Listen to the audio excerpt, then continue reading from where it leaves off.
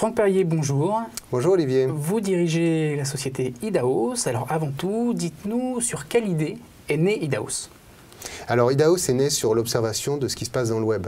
C'est-à-dire qu'on est passé d'un web qui était très figé il y a 15-20 ans, avec l'idée du site web qui reflétait l'entreprise, à ce qu'on a appelé le Web 2, qui est une phase d'échange. Et aujourd'hui, on est dans un web communautaire. Le web communautaire, c'est la marque, l'entreprise, au sein de communautés, qui peuvent être des communautés de clients, de partenaires, de consommateurs passionnés, de consommateurs parfois vindicatifs, qui vont prendre la parole et impacter les marques et les entreprises.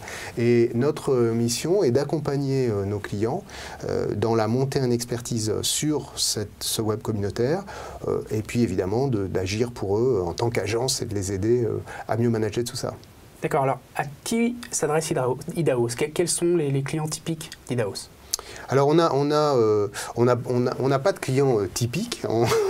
On peut travailler aussi bien dans le B2C que dans le B2B. Le B2B où il y a des phénomènes de prescription qui sont très forts, où il y a des communautés de clients qui sont plus ciblées, où on a aussi des mécaniques d'influence, des communautés plus petites, etc. Donc qui demandent un savoir-faire. Moi j'ai fait 11 ans de B2B, donc je comprends assez bien les mécaniques qui gèrent derrière. Mais on a tout type de clients. On travaille pour des très grands groupes. On travaille aussi pour des startups. On travaille pour des PME connues, des marques plus connues. Non, on n'a pas de limite. Donc si je comprends bien, vous n'êtes pas spécialisé dans le B2C ou dans le B2B? Non, on n'a pas une spécialisation particulière, sectorielle ou dans les mécaniques de vente. Ce qu'on va faire, c'est qu'on va aller chercher les meilleurs outils, les meilleurs moyens pour aller atteindre les objectifs de nos clients. On n'a pas non plus...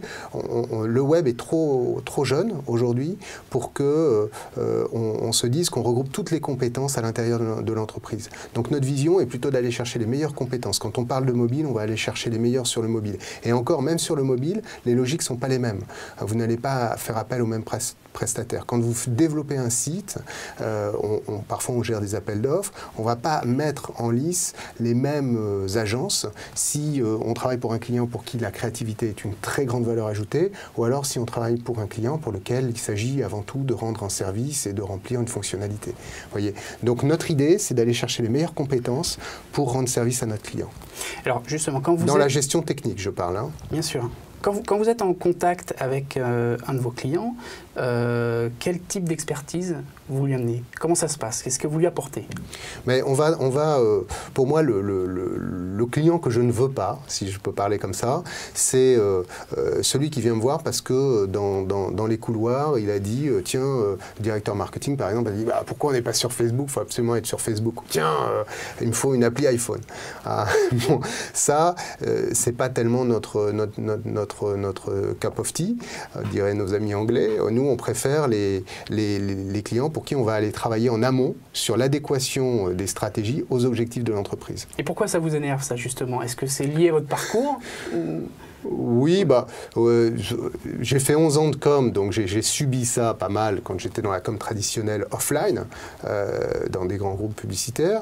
Et puis ensuite, j'ai dirigé effectivement pendant 10 ans des boîtes de nouvelles technologies. Et moi, c'est simplement ma personnalité. Je préfère qu'on réfléchisse, si vous voulez, qu'on exécute, qu'on réfléchisse au plan, qu'ensuite on exécute le plan, quitte à l'ajuster en fonction des développements qu'on va avoir sur tel média, sur tel réseau social, sur telle plateforme vidéo, dans la politique de gestion client. Donc notre valeur ajoutée, elle est aussi en amont. Elle n'est pas seulement dans l'exécution. Alors, pour terminer sur Idaos, est-ce que vous pouvez nous dire rapidement quelles offres vous proposez? Quand on se rend sur votre site, par exemple, quel type d'offres on va trouver? Alors on a 3 offres principales. On va travailler, c'est assez logique, vous le comprenez, en amont sur tout ce qui touche au conseil, c'est-à-dire qu'on va modéliser les stratégies digitales. On va opérer les stratégies dans ce qu'on appelle sur les médias sociaux, c'est-à-dire que là on va modéliser les actions, on va les concevoir, on va les exécuter en allant jusqu'au community management et en développant les chartes de community management qui vont bien ou les chartes éditoriales qui vont bien. Et puis en fait cette prise de parole qu'on trouve sur les médias sociaux externes, on retrouve souvent les mêmes enjeux à l'interne, donc on va travailler à l'interne sur les réseaux sociaux d'entreprise, les réseaux sociaux internes pour justement aider les communautés à se former et aider à faire que ces réseaux sociaux internes soient des succès. D'accord, donc 3 offres. Donc, bon, je suis allé faire un petit tour sur le site et Merci. j'ai vu que vous aviez également créé la Digital Academy. Est-ce que vous Oui, pouvez nous oui, c'est dire deux vrai. mots Oui, là-dessus? oui, absolument. C'est-à-dire qu'on a un de nos clients il y a 2 ans qui m'avait demandé effectivement de l'accompagner sur tout ce qui touchait la formation. Et du coup, j'ai monté la Digital Academy, qui est un réseau d'experts qui correspond donc à notre vision et qui a pour but d'accompagner les équipes de nos clients dans la montée en expertise sur le web. Bien. Voilà.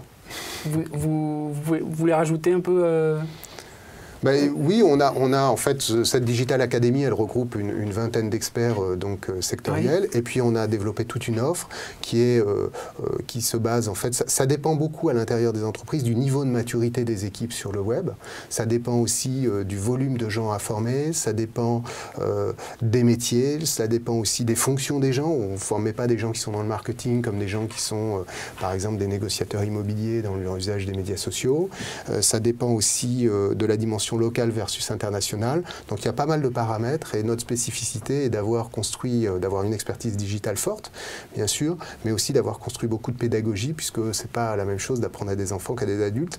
Et donc il faut aussi réfléchir à ça. Eh bien merci Franck Perrier. Merci Olivier.